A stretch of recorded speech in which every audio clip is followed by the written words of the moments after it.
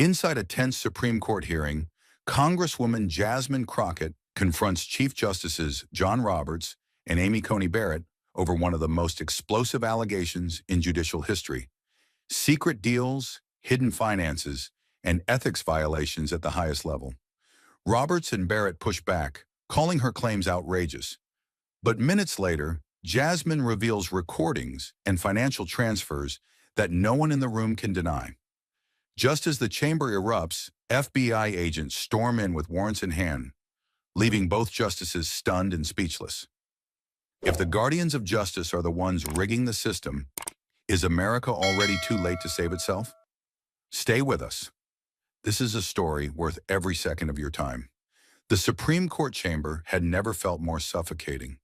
Ornate ceilings loomed overhead like silent judges of their own, and the room, normally dominated by whispers of reverence, now buzzed with a different kind of energy. Every seat was filled.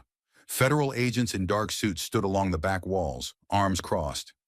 Legal scholars from Yale and Georgetown whispered behind notepads, and from the press row, lenses pointed forward like loaded weapons. This wasn't a routine hearing. It was a constitutional rupture. A special session convened for a case so rare it bordered on the unthinkable. Congresswoman Jasmine Crockett, representing the United States House of Representatives, had come to formally accuse sitting members of the Supreme Court of grave ethical misconduct. The judiciary itself was on trial. At the center of it all stood Jasmine Crockett, a single figure wrapped in tension, dwarfed by the architecture, but radiating something sharper than fear: purpose. Above her, Chief Justice John Roberts sat perched like a monument, his expression unreadable beneath decades of polished restraint. Next to him, Justice Amy Coney Barrett leaned back in her chair, her eyes cool, her posture confident, arms folded in a silent dare.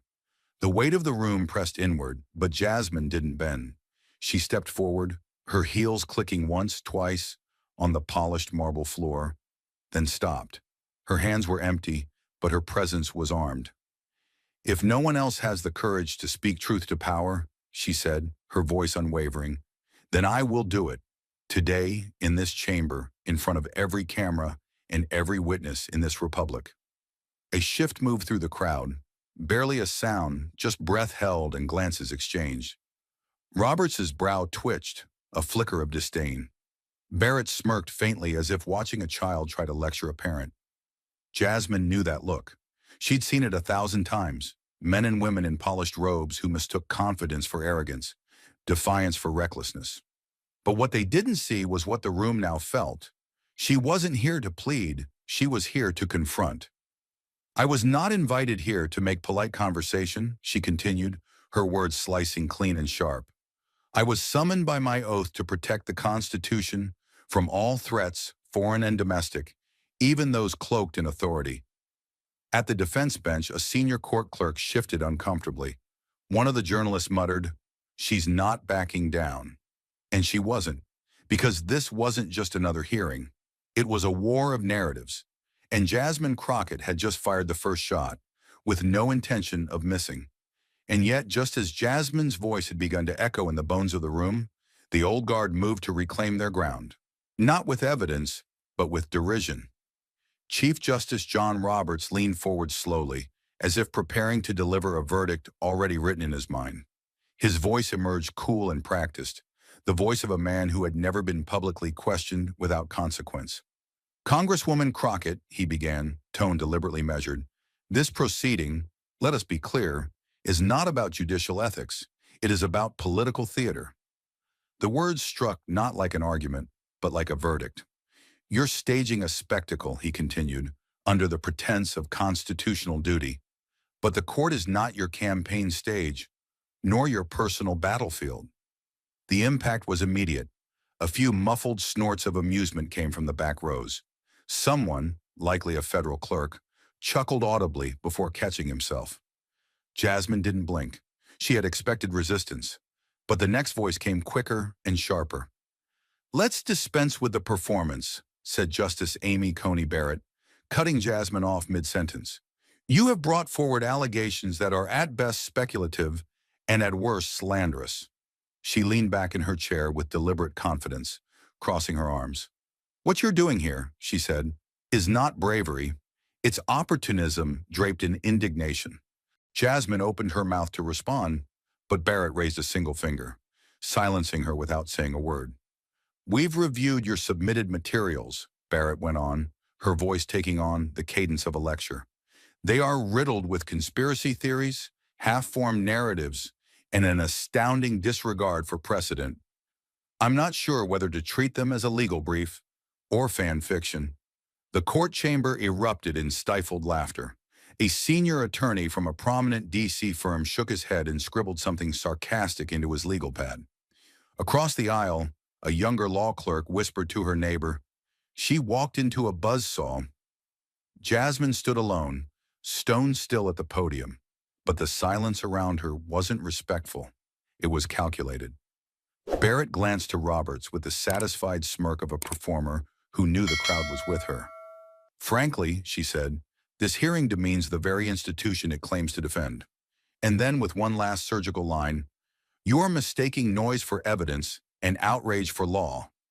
It was the kind of dismissal that didn't just refute an argument, it erased it.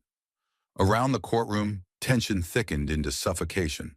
Jasmine was not just being opposed, she was being outnumbered, out-talked, and undermined by smiles that didn't quite reach the eyes. Every time she began a sentence, Barrett spoke louder.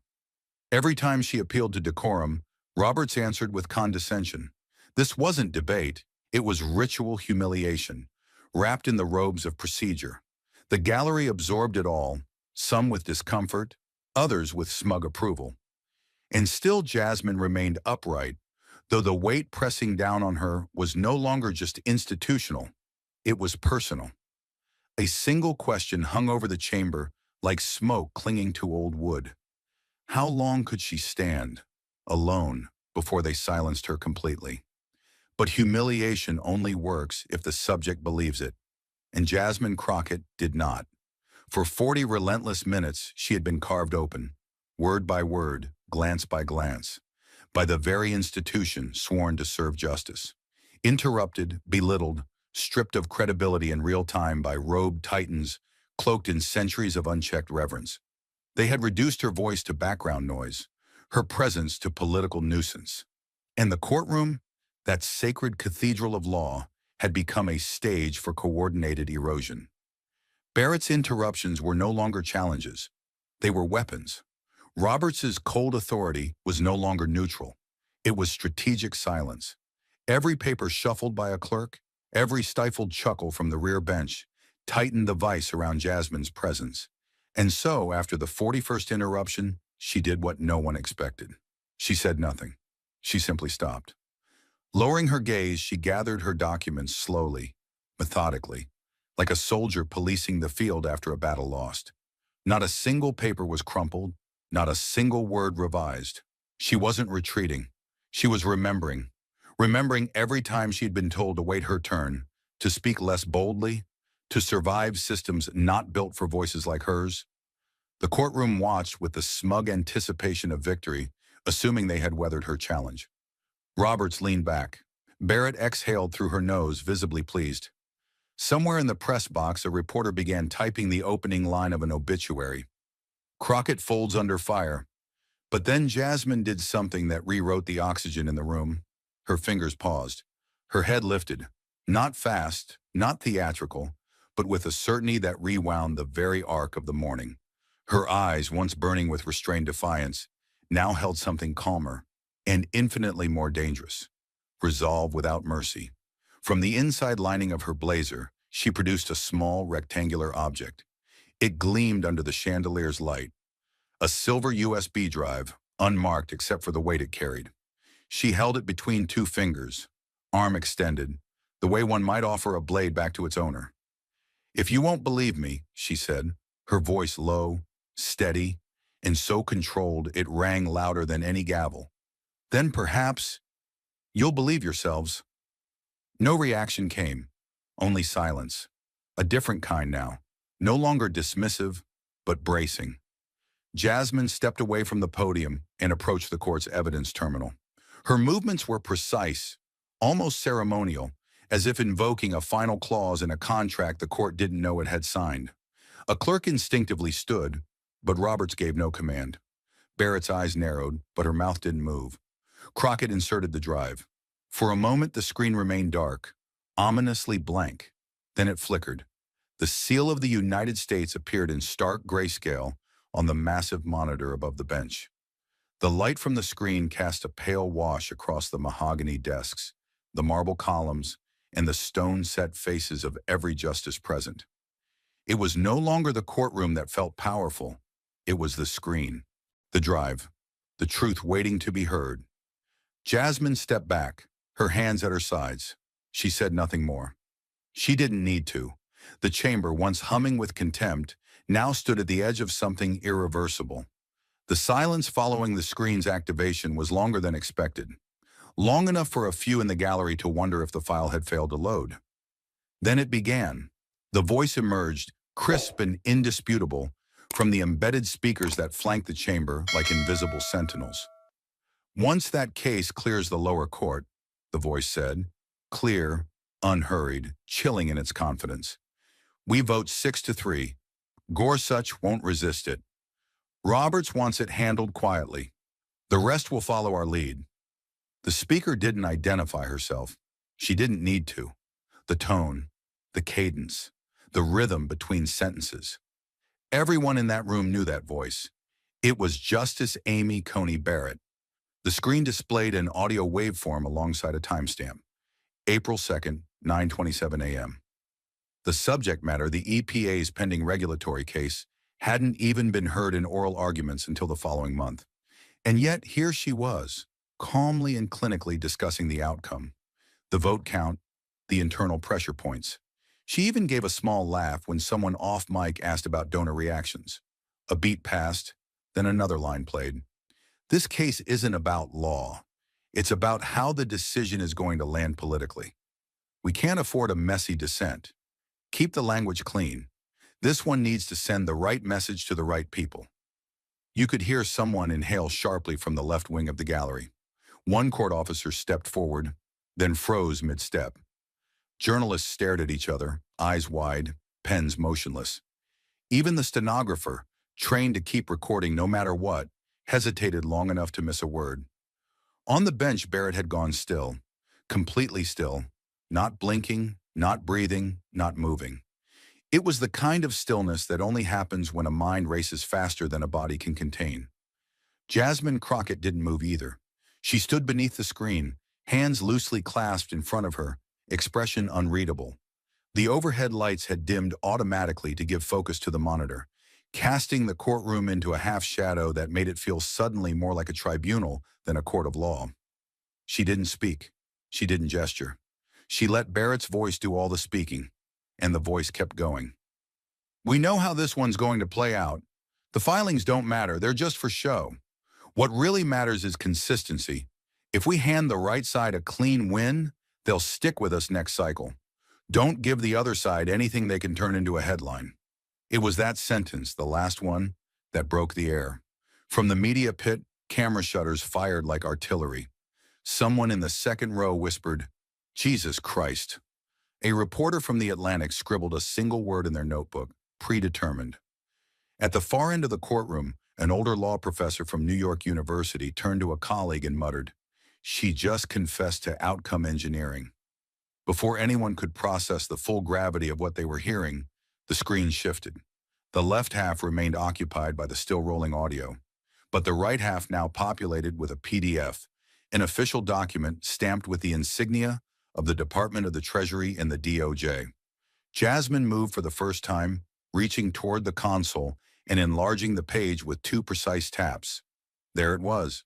The document detailed a financial transaction of $215,000, transferred from the Westland Foundation to a private investment trust under the control of Chief Justice John Roberts. The payment had been made on March 14th, just 3 days before Roberts issued a majority opinion that favored a pharmaceutical corporation in a high-stakes liability case. The memo attached to the transfer described it vaguely as an advisory consultation, with a note indicating the arrangement was non-public. No red flags had been raised at the time, but now in context it felt radioactive. Jasmine said nothing. She didn't have to. The screen provided the rest. Below the memo line were transaction notes cross-referenced with a Treasury audit trail. The system had flagged the payment for unusual timing due to its proximity to the ruling, but no action had been taken until now. This wasn't an accusation. This was a documented event.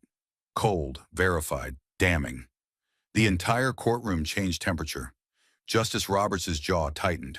He tried to look away from the screen but couldn't. Not because he was transfixed, but because to look away would be to admit guilt. Barrett still hadn't moved. She was no longer a figure of icy confidence. She looked like stone cracked by frost. One of the assistant clerks, maybe 25 years old, sat motionless with his hand frozen on the corner of his notepad. And then the murmurs began. Not loud at first, but desperate, barely contained whispers between legal scholars and agency officials. An NPR journalist mouthed the words "money trail" to her colleague. A former federal judge in the gallery leaned forward, visibly shaken. Even the justices seated at the far end of the bench, those not yet implicated, shifted in their seats, suddenly very aware of the weight of their silence. Cameras pivoted, lights flicked on. The media knew what this was now. This was history. This was scandal not wrapped in theory, but sewn into facts. Still standing beneath the screen, still surrounded by silence thick as courtroom oak, Jasmine Crockett finally turned to face the justices again. Her voice was low, not a shout, not a performance, but a blade that slid straight into the silence and split it clean. "Justice," she said, "cannot wear a robe just to sell the outcome." She stepped forward, one step, no more. It cannot drape itself in reverence while cashing checks behind closed doors. No one moved, because now no one dared pretend they hadn't heard. The air was no longer still. It was stretched so tight that the walls themselves seemed to listen. And then, like a thread finally snapping beneath tension, a new voice cut through the courtroom. From the third row, a woman stood. She didn't raise her hand. She didn't wait to be called.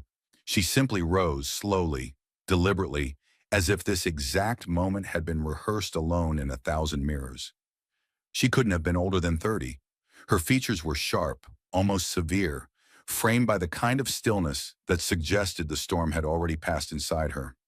A courtroom security officer moved instinctively, but Jasmine Crockett turned and raised a single hand, not to stop the woman, but to clear the path.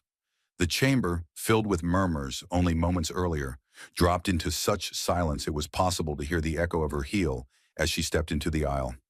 "My name," she said, her voice carrying not by volume but by clarity, "is Clara Miles." She paused not to gather strength, but to let the name settle, to make sure everyone, especially the ones on the bench, understood that this wasn't a stranger speaking.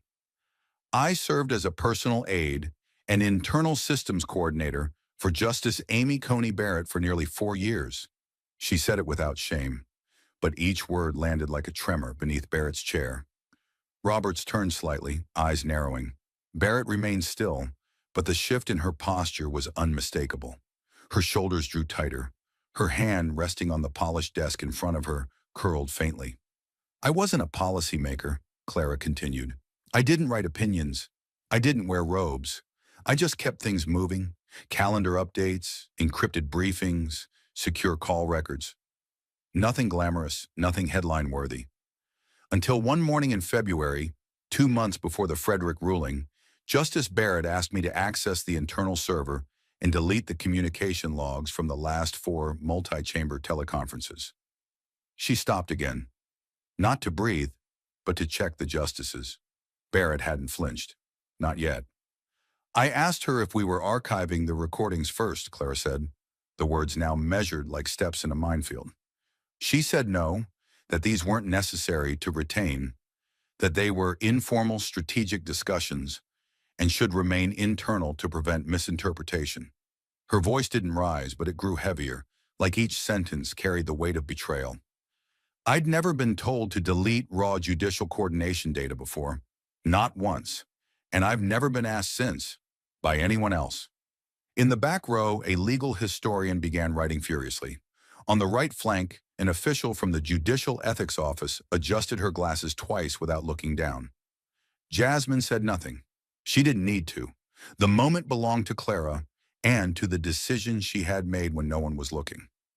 I was supposed to wipe the backups, delete the trace files, ensure the drive clusters were unrecoverable. A full zero, right? Her voice finally cracked, just slightly at the edge. But I didn't. A gasp, small, involuntary, escaped from the gallery. I kept one, she said softly, not to hurt her, not to help anyone else, but because I knew, when I heard the way they spoke, that this wasn't about interpretation. It was about control. Her eyes drifted up to the bench now, no longer in fear, but in confrontation.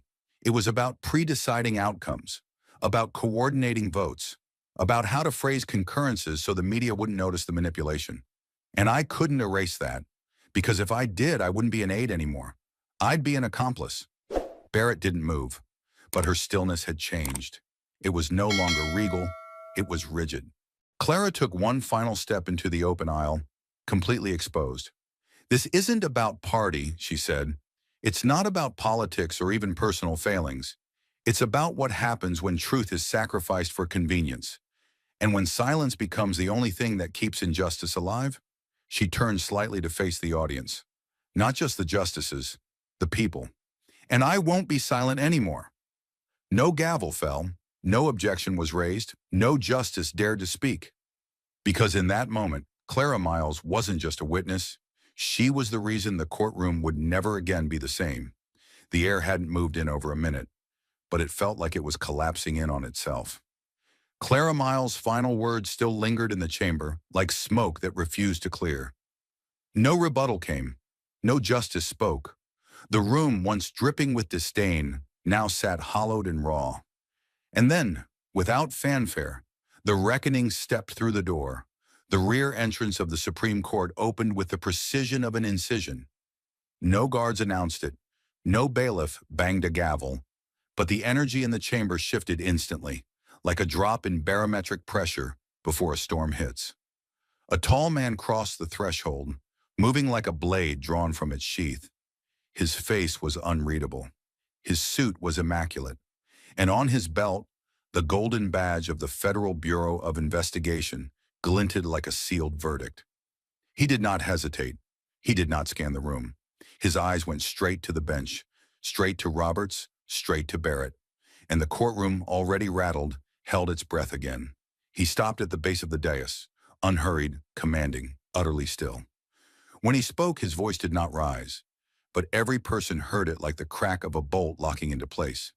My name is Special Agent Harlan Voss. I am here on behalf of the Department of Justice in the FBI Public Integrity Division. He paused only to draw a sealed plastic sleeve from a slim case at his side, its edges marked with federal insignia, its contents thick and unmistakably final. Under Judicial Order 24-3821, I am serving federal search and seizure warrants for the immediate confiscation of all personal and professional communication devices, including but not limited to mobile phones, laptops, tablets, and secure storage media, used or maintained by Chief Justice John Roberts and Associate Justice Amy Coney Barrett. The sound that followed wasn't a gasp. It was silence, weaponized, a vacuum of disbelief. Justice Elena Kagan turned toward Roberts in open confusion. The lead clerk dropped his pen. It rolled unnoticed beneath the gallery railing. A cameraman in the press section lowered his lens, as if not believing what he was about to film. Roberts said nothing. Barrett didn't blink, but their stillness was no longer composed. It was defensive, shattered. The warrants, Agent Voss continued with lethal calm, are the result of a 14-month covert investigation authorized under joint oversight from the DOJ's Internal Corruption Division and a special federal judiciary review board. Authorization for electronic surveillance was obtained through FISA channels after repeated patterns of suspicious digital activity and confirmed whistleblower statements. He turned his body slightly, not away from the bench, but toward the record, toward the nation watching. The operation remained classified until corroboration crossed the statutory threshold under Title 18, Sections 201 and 371, regarding bribery of public officials and conspiracy to defraud the United States. Every phrase was a hammer driving deeper into the bedrock of the court. Justice Roberts' hand moved, just barely, just enough to shift one paper an inch forward on the bench. A meaningless motion. A man accustomed to control, now grasping for structure in a room that no longer belonged to him. Barrett's lips pressed tighter. Her fingers, once calm on the wood, now curled into her palm. But Agent Voss was not finished. He gestured without a word. Two additional agents entered, one from each aisle, each carrying identical matte black evidence bags. Their faces were expressionless. Their movements were surgical. They advanced to opposite ends of the justice's table and laid the bags gently on the oak like surgeons preparing for extraction. No one resisted. No one dared. Because what they were watching was not politics. It was procedure. It was accountability, dressed not in rhetoric, but in chain of custody. And Jasmine Crockett, still standing in the soft glow beneath the evidence screen, watched with the calm of someone who had weathered fire to deliver this moment. Because now, for the first time in that chamber, it was power, not principle, that sat on trial. Even with federal agents now collecting personal devices and formal authority echoing through the chamber, the walls of the Supreme Court hadn't finished bleeding. Justice wasn't done speaking, not through witness or law, but through something colder and harder to deny: digital truth. The screen above the justices shifted again, this time without prompt. The seal of the DOJ vanished, replaced by a grainy digital interface that looked more like a cyber forensics dashboard than anything ever seen inside this chamber. Rows of text scrolled across the left side of the screen, indecipherable at first glance. Clusters of characters, fragmented sentence patterns, odd date stamps. Some in the gallery squinted, unsure what they were looking at. But then in the bottom corner, the screen flashed one word in stark crimson: decrypted. A soft voice came through the speaker system, not Jasmine's, not the FBI's, but the neutral tone of a Justice Department analyst. These records, the voice said, originated from a secure, non-governmental messaging channel linked to Chief Justice John Roberts' personal device. They were recovered following a 14-month surveillance operation authorized by the Foreign Intelligence Surveillance Court, targeting covert communication patterns connected to non-declared lobbying entities operating under pharmaceutical fronts. The entire room had turned to ice. The voice continued. The messaging platform was routed through 3 proxy servers, one of which was traced to the Mid-River Policy Forum, an organization registered as a nonprofit think tank, but financially backed by offshore contributions from multiple pharmaceutical conglomerates, including Westland Holdings, Helix Global, and Mirothera. Every name landed like a gavel against stone. Then the first decrypted message appeared in full across the screen. A plain white text bubble, black font, no timestamp, just content. We're holding 5 votes. Thomas is soft, but Barrett's locked. If you want liability coverage, push the brief edits by Friday. Tell Westland it's as close as I can get without raising red flags. The air left the room. This wasn't a policy conversation. This was a Supreme Court justice referencing case manipulation in direct coordination with an undisclosed private entity, before the case had even been decided. Barrett's name was used casually, as if part of a larger strategy. Thomas floated like a chess piece, and Westland, the same foundation that had been linked in financial disclosures earlier, mentioned not as an observer, but as a participant. The second message followed seconds later. The ruling will lean on interstate clause precedent. Kagan won't flip, but it's irrelevant. Draft opinion is with my assistant. Distribution will go through internal channel. No digital trail. That line landed like a blade. Draft opinion, no digital trail. Even the justices who had stayed quiet until now began to shift uncomfortably in their seats. Justice Brown Jackson leaned slightly forward, eyes locked on the screen, expression unreadable, but frozen in alarm. A veteran journalist from the New York Times whispered a single word to the reporter beside her. Pre-ruling coordination. It was no longer an allegation. It was methodical. Jasmine Crockett didn't smile. She didn't need to. Her expression remained unchanged, a portrait of devastating control. She had walked into this chamber as an outsider, branded political by those who had treated the court like their inheritance. Now the evidence was doing what her voice had been denied the space to do: speak with indisputable authority. This wasn't about conflict of interest anymore. This was about collusion, and the bench knew it. The chamber had turned into a crucible. The screen above them still glowed with the residual burn of exposed messages, and yet it was not enough for the court to yield. The system, like a wounded titan, reared up in resistance. Chief Justice John Roberts rose, the weight of his office pressing against his posture like armor, forged over decades. His voice was calm, but unnaturally so, like a rope pulled too tight. "This is a courtroom, not a circus," he said, staring down at Jasmine from the raised bench, eyes narrowed. "You do not speak for justice. You speak for vengeance, for spectacle. What you have done today is tear at the foundation of an institution you swore to uphold." He paused just long enough for the room to inhale. "You are not saving it, Congresswoman Crockett. You are destroying it." Jasmine did not blink. She stepped forward slowly, letting the silence stretch like a bowstring. Her reply did not rise, but it cut. "You mistake exposure for destruction, Chief Justice," she said. "You mistake honesty for heresy because you've spent too long in a place where no one speaks truth unless it flatters power." Her voice grew firmer, each word weighted like a gavel. "I didn't come here to tear down this court. I came to confront what's already rotting inside it. And that rot wears robes." The tension in the room turned physical. No one moved, no one breathed. Robert's lips tightened, but Jasmine had already turned back to the evidence console. Her hand hovered over the final command, her eyes fixed on the bench, not with anger but with sorrow. "You want to speak of foundations," she said, softer now. "Then let's speak of what's been built beneath them." With one tap, the final file loaded. The screen went black for a beat, then it flared to life, grainy but unmistakable. A private Zoom call, 3 faces, Roberts, Barrett, and a third man whose name tag read only M. Alders, Firm 42.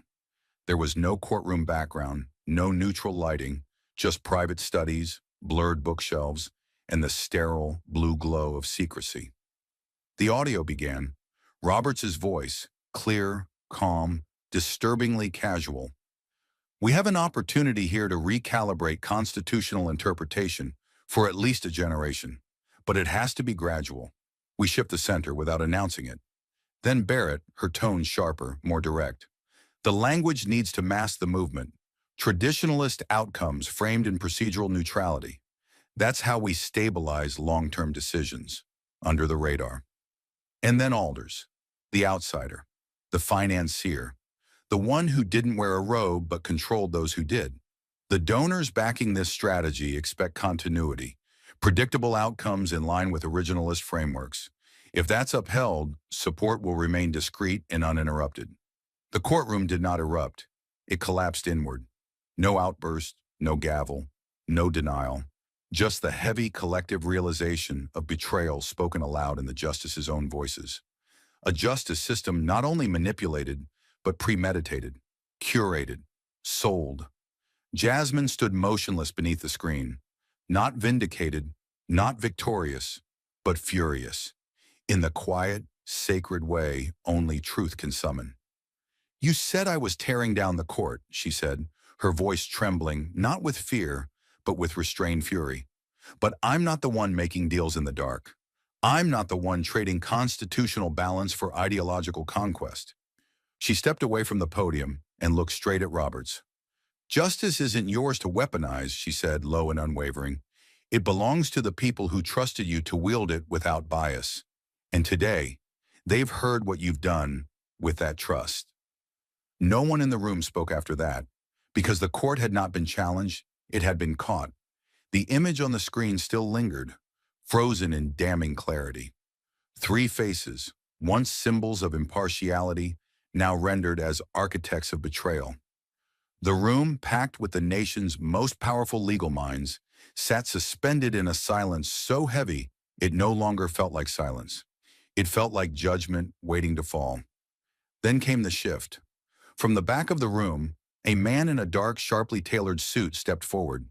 His pace was deliberate, not rushed, not hesitant. His presence alone pulled every gaze. He carried no weapon, no badge visible on his chest. But in his hand, held tightly in a sealed folder embossed with the seal of the U.S. Department of Justice, was something far heavier: finality. He stopped just below the bench and unfolded the warrant with the slow precision of a surgeon.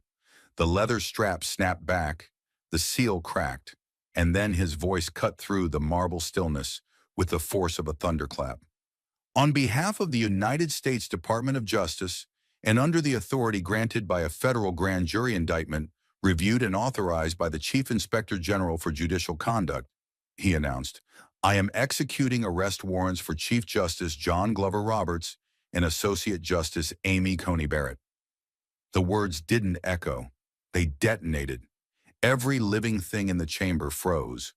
A court officer dropped his pen. A reporter whispered an expletive before catching his breath. A clerk instinctively stood as if to protest, then slowly sat back down. No one moved beyond that, not from disbelief, but because movement felt suddenly forbidden, as though the entire nation's gaze had turned inward, and no one wanted to be the first to blink. The agent stepped forward next. Two shadows split from the light, dressed not for spectacle, but for certainty. Their suits were unmarked, their faces unreadable. One walked left toward Roberts, the other veered right toward Barrett. Their footfalls were soft, but in the silence they sounded like thunder. Roberts did not stand. His eyes narrowed slightly as if measuring the exact weight of the moment against his long career. The lectures given, the ceremonies attended, the rulings authored with surgical language and unquestioned authority. He looked not at the agent, but at the public gallery, as though searching for a familiar face who might call it all a misunderstanding. None came. The agent reached the steps to the bench and paused. Chief Justice Roberts, he said clearly, you are under arrest for conspiracy to obstruct justice, unlawful coordination with private interest groups, and violation of federal ethics statutes under Title 18. No resistance, no denial. Just a faint exhale from Roberts's nostrils as the agent gently but firmly placed a hand on his shoulder. Not aggressively, not theatrically, but as a symbol that even the highest seat in the judicial branch was no longer untouchable. Barrett remained seated too, her expression unreadable. Her hands, folded on the bench just minutes earlier, were now pressed flat against the table as if bracing for impact. Her lips moved slightly, forming a whisper no microphone caught. But her eyes never left Jasmine Crockett.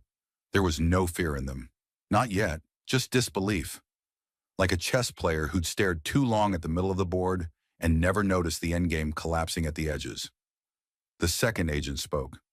Justice Barrett, under the authority of a sealed federal indictment and pursuant to recommendations from the Office of the Inspector General, you are hereby placed under arrest. Charges include premeditated breach of judicial neutrality, conspiracy to tamper with procedural integrity, and abuse of position for ideological gain. He placed a hand on her shoulder with the same precision, the same quiet finality. Still, no one spoke. Not the other justices, not the legal analysts, not the press. Because at that moment, this wasn't a political development. This was a rupture in the myth of invincibility. The press gallery, armed with cameras, microphones, and keyboards, did not erupt into chaos. They documented, but silently. Some recorded, some scribbled. But most simply watched, stunned by the impossibility of what they were witnessing. These weren't rumors anymore. These weren't whispers in closed-door meetings or op-eds wrapped in ambiguity. This was history, turning in real time. For the first time in modern American memory, the highest judges in the land were no longer symbols. They were suspects. Behind the two justices, the great seal of the Supreme Court loomed on the wall, its embossed eagle still proud, its scroll still clutching the words, "Equal justice under law." But beneath it now stood two robed figures under federal arrest, and the contradiction screamed without sound. Even the architecture seemed to recoil, and through it all, Congresswoman Jasmine Crockett stood alone. She didn't gloat, she didn't smile. Her posture remained still, measured, resolute. She had not come to celebrate. She had come to reveal. The years she had spent being interrupted, discredited, called performative by those who wore their bias beneath velvet robes. This was not revenge. It was accountability, dressed in consequence. And yet even that triumph was not pure, because she had not just exposed corruption, she had exposed the fragility of an entire system that had for generations insisted on its moral superiority, insisted that it could police itself, correct itself, protect itself. But today the lie had collapsed, and no one, no conservative, no liberal, no clerk, no justice, could unsee what had just unfolded. The courtroom no longer belonged to Roberts, nor to Barrett, nor even to the institution they represented. It belonged for that moment to the truth. Not the sanitized version written into law school textbooks, but the kind that comes dripping in sacrifice, screaming in silence, and stepping into the light wearing a badge, holding a warrant, and calling time on the era of unchecked power. As the agents began guiding the justices from the bench, without cuffs but unmistakably under arrest, the entire room remained frozen, not because they didn't know what to do next, but because no one, in that storied chamber of marble and myth, had ever expected this day to come. And yet here it was, not a spectacle, not a partisan twist, but the moment the Republic turned the mirror on itself and didn't look away. The doors had not yet closed behind the agents when the silence in the chamber reshaped itself, not as absence of noise, but as the presence of reckoning. The spectacle had ended, but the meaning had just begun to settle. Some in the gallery still sat frozen, others held phones in trembling hands, broadcasting history in real time to a country that would awaken to a reality no longer theoretical. And in the center of it all, still beneath the Great Seal, still bathed in the stark white of the gallery lights, stood Jasmine Crockett. Not as a politician, not as an accuser, but as a woman who had just done what no one else had dared in 2 centuries of judicial tradition, held the robe to account. She didn't turn immediately. Her gaze remained fixed on the bench where, just minutes earlier, the 2 most powerful judicial figures in the United States had sat like monarchs above reproach. Now their chairs stood empty, not by force, but by truth, and truth for once had not whispered. It had thundered. Jasmine slowly gathered the last of her documents from the podium, papers now unnecessary, their value eclipsed by what had already been revealed. She placed them carefully into a leather-bound folder, but there was no hurry in her movement. The storm had passed, the wreckage was visible, and all that remained was to name it. Then with quiet certainty she stepped away from the podium, heels echoing on the marble like punctuation marks.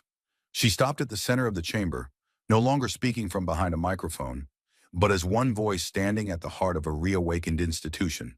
She didn't raise her voice. She didn't need to. The silence around her carried her words like sacred air. "Today," she said, her voice resolute, "we did not lose the Supreme Court." A pause followed, long enough for the weight to land, for every ear in the room to lean forward.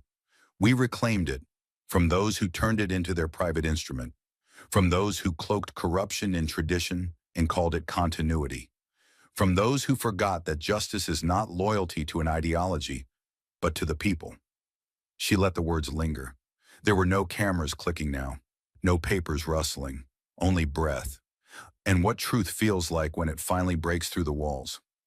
Jasmine glanced once at the gallery, at the young interns in suits too large for them, at the law students whose hands had stopped taking notes, at the journalists who had come seeking drama and found history. Then she looked up, past the empty chairs, past the flag, toward the inscription carved above the bench. Equal justice under law. And for the first time all day she allowed herself a faint, weary smile, not of triumph, but of survival. "This institution belongs to the people," she said finally, her tone softer now, but no less commanding. And today it answered to them, not just in name, but in consequence. She stepped away from the center. No applause followed, no shouting, no spontaneous eruption, because what she had done was not performative. It was surgical. It was the removal of rot from a sacred body, painful, precise, and irreversible. As she walked toward the great doors, her figure shrinking slowly beneath the towering marble columns, some of those in the gallery stood. Not because they were instructed to, but because instinctively they knew they were witnessing a transfer of something elemental: ownership, truth, responsibility, a restoration. She didn't turn around, because the work was never in the turning, it was in the facing forward. The doors closed behind Jasmine Crockett, but their echo did not fade. It ricocheted across the nation like a crack in glass that refused to stop spreading. By nightfall, the footage had been replayed on every major network, dissected in frame-by-frame analysis. Social media flooded with 1,000 interpretations, 20 million shares, and hashtags that broke every trending algorithm. For the first time in modern memory, the American people had not merely witnessed political theater. They had watched a reckoning, not behind closed doors, not buried in obscure legal language, but live, public, irreversible. And it didn't stop there. The morning after the hearing, a stunned Congress convened an emergency session. The images from the courtroom, federal agents laying hands on robed justices, encrypted messages blinking on courtroom screens, Clara Miles's trembling testimony, had become more than news. They were now a constitutional alarm bell, one that no senator, regardless of party, could afford to ignore. Proposals that had languished for years, dusty, symbolic drafts calling for judicial ethics oversight, were dusted off, rewritten, and pushed into debate within 24 hours. But the air in Washington had changed. This wasn't negotiation. It was survival. No one wanted to be the next official caught ignoring the rot that had just been ripped into daylight. Senator Mark Langdon of Massachusetts stood on the Senate floor, voice heavy with history. If the highest court in our land can be used as a weapon against democracy, then democracy must have the courage to disarm it, ethically, lawfully, permanently. The Judiciary Accountability and Transparency Act, once dismissed as impossible, passed its first procedural vote by an unprecedented margin, 92-8. Within days, both chambers had begun reshaping it into binding policy. For the first time in U.S. history, Supreme Court justices would be bound to a codified code of conduct, subject to independent review panels, mandatory financial disclosures, and, most shockingly, public hearings if accusations of misconduct surfaced. But even as reforms surged forward, the country itself split along a deepening fault line. In some corners of America, there was outrage, not at the corruption, but at the exposure. Conservative commentators called it a coup cloaked in righteousness. "This is mob justice, plain and simple," one radio host barked into the microphone. "It's not about ethics, it's about ideological extermination." Others went further, claiming the hearing was orchestrated to delegitimize the court and usher in judicial socialism. Protests erupted outside the Supreme Court gates, some waving flags, others brandishing signs that read, "Roberts was framed," and "Save Barrett, save the Constitution." But for every angry chant, there were thousands of quiet, tremulous sighs of relief. Not because the corruption had been corrected overnight, but because someone had finally dared to name it. In cafes and classrooms and law firms and living rooms, Americans who had long whispered doubts about the integrity of their justice system now spoke them aloud, without shame. A mother in Michigan told a news crew, "I've tried for years to teach my son that justice matters, that the courts are sacred. Yesterday, I finally felt I wasn't lying." In Philadelphia, a former public defender tweeted, "I've lost too many cases I should have won, not because of facts, but because the system wasn't blind. It was bought." Jasmine Crockett didn't destroy the court. She cracked open the lie that it couldn't be touched. Opinion polls, released just 72 hours after the arrests, reflected a paradox. Trust in the court's current makeup had plummeted to a historic low, just 18%. But belief that the system could be repaired surged to 67%. Because while the arrests shattered illusions, they had also done something rare in the American psyche. They introduced accountability into a place once thought immune to it, and Jasmine Crockett, whether celebrated or vilified, became the face of that shift. Late-night hosts praised her composure, her words replayed like war cries for a democracy that had been gasping. A viral montage spread of her final line. "We did not lose the court, we reclaimed it," overlaid with archival footage of civil rights marches and protesters demanding equality outside federal buildings. It wasn't just political content. It had become cultural therapy, but the backlash was real. Threats poured in. Security around Jasmine's home was increased. Her staff fielded over 400 hate messages in 2 days. Some accused her of trying to overthrow the judiciary. Others called her a traitor. But through it all, she didn't flinch. She gave no interviews, made no appearances. When asked by a journalist if she had anything to say to the country, she replied, "Justice doesn't need commentary, it needs consequences." In private, however, she remained alert. She knew that exposure alone wasn't justice. That power has a way of regrouping, of rebranding itself in silence, waiting for public outrage to tire. She'd opened a door. Now it would take generations to walk through it. But something had shifted that could not be undone. At Columbia Law School, a third-year student stood in front of a packed seminar and said, "For the first time in my education, I believe judicial ethics isn't just theory, it's survival." In Washington, D.C., the marble steps of the court, once seen as untouchable, had become a place of reflection. Tourists stopped not just to take photos, but to ask questions. How long had it been going on? Who else knew? Could it happen again? And in a small town in Georgia, a high school civics teacher played the entire hearing for her class. She didn't give a lecture. She simply asked, "What do you think justice looks like now?" No one had a simple answer, but none of them laughed, because now they knew what justice didn't look like. It didn't look like robes immune from scrutiny, or decisions shaped in the shadows, or financial ties masked as legal reasoning. It looked like a chamber full of tension, a voice willing to rise, a truth that, once spoken, didn't fade, and a nation, bruised and bewildered, daring to believe that perhaps justice, finally, was learning to stand on its own again. But as the headlines began to blur and the shock waves rippled outward, through Congress, through classrooms, through the long corridors of public opinion, there was a deeper question rising beneath the roar. What was the cost of speaking truth to power? And who carries that cost when the cameras go dark? Because this story, despite all its grandeur and historic consequence, was never just about institutions. It was about people, about what it takes for one human being to stand in a room full of untouchables and say, without shaking, enough.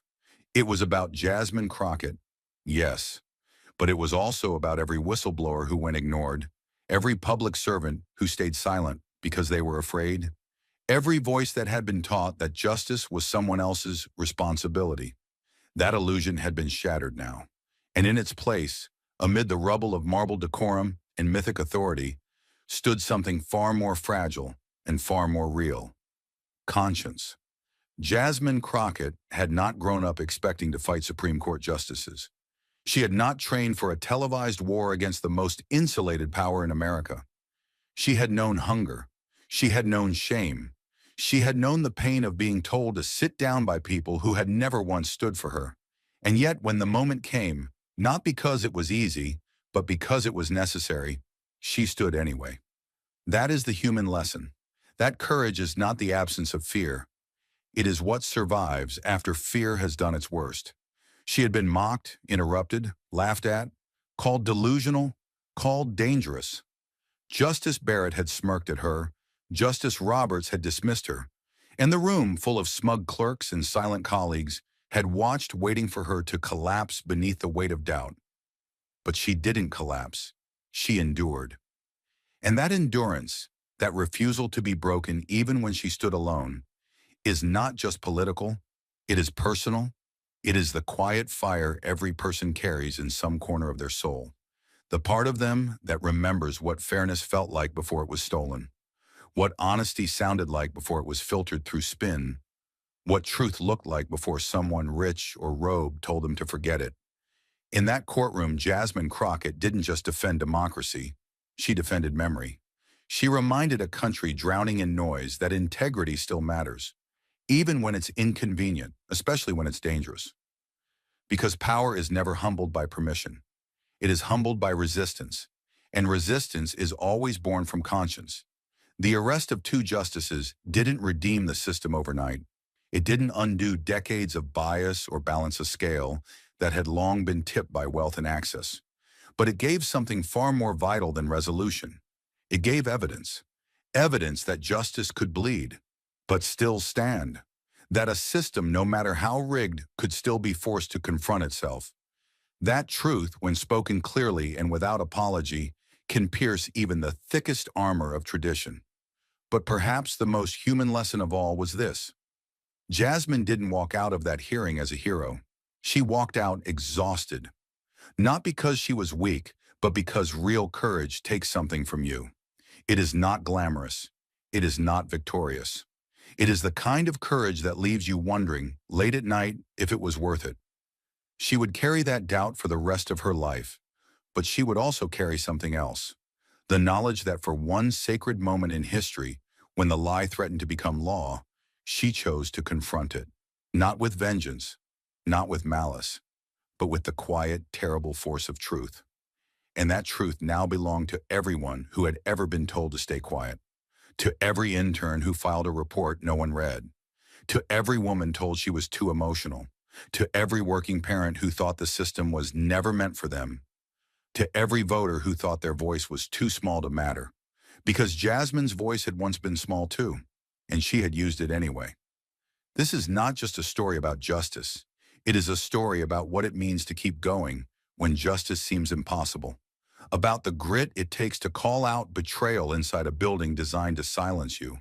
About the terrifying beauty of standing alone, until suddenly you're not. Because when she stood at that podium and said, "We reclaimed it," she wasn't just talking about a court. She was talking about belief in the idea that power is not sacred unless it is accountable, that institutions are not holy unless they serve the people, that democracy is not self-sustaining, it is defended every day by people who bleed, who stumble, who get up anyway. And in that, the story of Jasmine Crockett becomes more than political theater. It becomes instruction, that the soul of a nation isn't written in marble. It is written in the choices we make when the stakes are highest, when no one is watching, or worse, when everyone is. She did not save the system. She reminded it of what it was meant to be. And that reminder, as fragile and fleeting as it may feel, is how democracies endure. Not because they are perfect, but because sometimes someone steps into the fire not to burn it all down, but to light the way out. But the most dangerous silence is the one that follows truth. The hearing had ended. The arrests had been made. The headlines had burned through every screen in America. Yet in the quiet that followed, a darker question lingered, one that Jasmine Crockett herself understood better than most. Will anyone do anything with what they've seen? Because history has never been changed by exposure alone. It is changed by engagement. Exposure is the lightning flash. Engagement is the fire that must follow. And without fire, the storm passes. The system resets. The rot seals itself back in. Jasmine had lit the fuse. Yes, but that was never going to be enough. Not unless someone was willing to carry the flame. This is that moment, and it does not belong to her anymore. It belongs to everyone else. It belongs to the voter who's grown tired of cynicism, but doesn't believe their ballot matters. To the teacher who skips the chapter on judicial ethics because it's too complex. To the worker who pays taxes into a system that protects power, but rarely defends the powerless.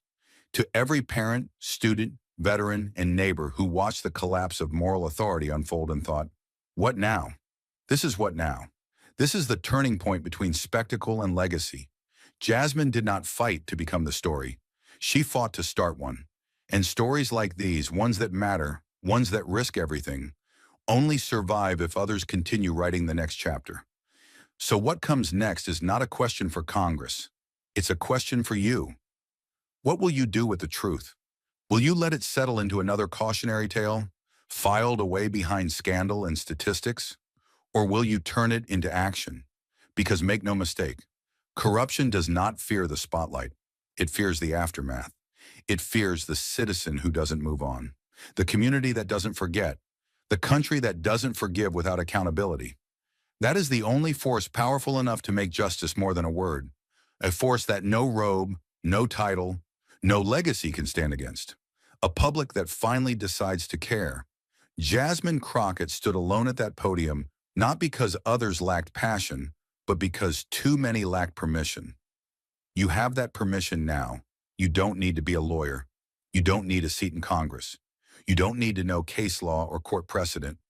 You just need to believe that justice is worth defending, that silence is not neutrality, that indifference is not safety, and that every institution, no matter how sacred, is only as righteous as the pressure we place upon it to remain so. So let the aftermath begin with questions. Why did it take this long? How many rulings were compromised? How many voices were crushed in silence? Who benefits from our forgetting? And who suffers when we pretend this didn't happen? Because pretending is how injustice survives. It does not scream, it whispers, it wears robes and speaks Latin, it smiles behind tradition and shakes hands at luncheons. It counts on your exhaustion, it feeds on your doubt, and it survives because good people assume someone else will fight it. Don't. Don't assume someone else will hold the line. Don't assume another Jasmine is waiting in the wings. There might not be. There might only be you, your voice, your demand, your refusal. The path forward will not be comfortable. It will not be quick. Real change never is, but it will be real, and that is more than most generations are given. You have seen something rare, an unmasking of the very institution designed to interpret the soul of the Constitution. You cannot unsee it. So don't try. Don't retreat. Don't recycle this as another moment in a never-ending scroll of outrage. Let it be the place where something stopped, and something else, something harder, something braver began. Call your representatives. Demand an independent ethics tribunal for all federal judges. Support whistleblowers. Fund civic education. Challenge narratives that normalize injustice. Share this story until it reaches the ones who pretend not to hear, until the price of complicity becomes too high for even the powerful to afford. Because Jasmine didn't take on giants so we could return to sleep. She did it so we would wake up. And now that we're awake, we have only two options. Look away or step forward. And if we step forward, not with rage but with resolve, not with chaos but with clarity, then maybe, just maybe, we will look back on this day not as the collapse of something sacred, but the moment we finally made it sacred again. And if you're still asking whether one voice matters, remember hers. She was called dramatic. She was labeled reckless. She was dismissed as emotional. They tried to drown her in process, procedure, and polished contempt. But when the country turned its eyes to the bench that day, it was her voice they heard. Not because she was loud, but because she was right. And that is the legacy power fears most. Not rebellion, but reason. Not noise, but clarity.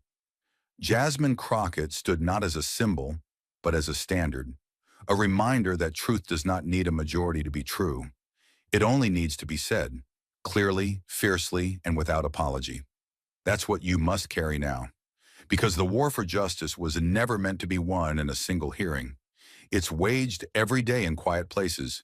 When a citizen files a request, no one expects them to. When a young woman refuses to stay silent about what she saw in a judge's office. When a retired postal worker gathers signatures, not for fame, but because no one else will. These are not grand gestures. They are tectonic shifts. They are how the system bends, slowly, painfully, but inevitably, back toward fairness. And don't let anyone tell you that fight is naive. What's naive is believing corruption fixes itself. What's naive is assuming integrity will survive if it's never demanded. What's naive is thinking power ever gives back what it takes without being forced to. No, hope is not naive. Hope is brutal. It requires you to look directly at everything broken and still choose to build.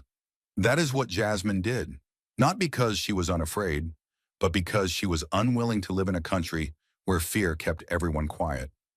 So let this be the last silence you accept. Let it be the final time you tell yourself you're too small, too late, too far removed. You are not. You are standing in the exact moment history is shaped by the accumulation of ordinary people who refuse to be dismissed, who refuse to let cynicism become policy, who believe against all odds that the arc only bends if someone pulls it.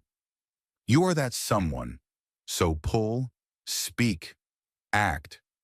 Because if Roberts and Barrett taught us anything, it's that unchecked power is not just dangerous, it's designed to convince you that there's nothing you can do.